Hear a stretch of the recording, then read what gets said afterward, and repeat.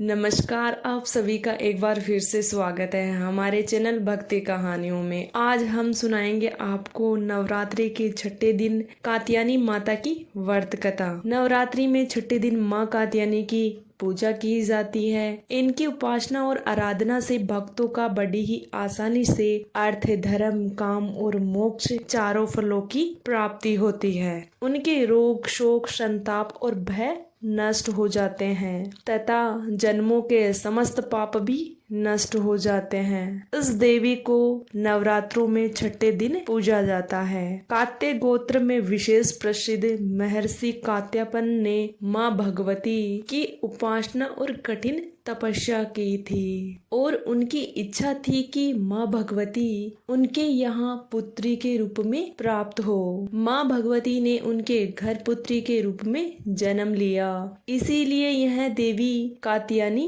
कहलाई। इनका गुण शोध कार्य है, इसीलिए इस वैज्ञानिक युग में भी माँ कात्यायनी का महत्व सर्वाधिक है। उनकी कृपा से ही संसार के समस्त कार्य पूरे हो जाते हैं। वेदनाथ नामक स्थान पर प्रकट होकर पूजी गई है। माँ कात्यायनी अमोघ फलदायी है। भगवान कृष्ण को पति के रूप में पाने के लिए ब्रज की गोपियों ने इन्हीं की पूजा की थी। यह पूजा कालिंदी यमुना के तट पर की गई थी, इसीलिए ये ब्रजमंडल की अधिष्ठी देवी के रूप में प्रतिष्ठित है। इनका स्वरूप अत्यंत भव्य और दिव्य है। ये स्वर्ग के समान चमकीली है और भास्वर है। उनकी 4 भुजाएं हैं। दाईं तरफ का ऊपर वाला हाथ भय मुद्रा में है और नीचे वाला हाथ वर मुद्रा में है। माँ के बाईं तरफ के ऊपर वाले हाथ में तलवार है और नीचे वाले हाथ में कमल का फूल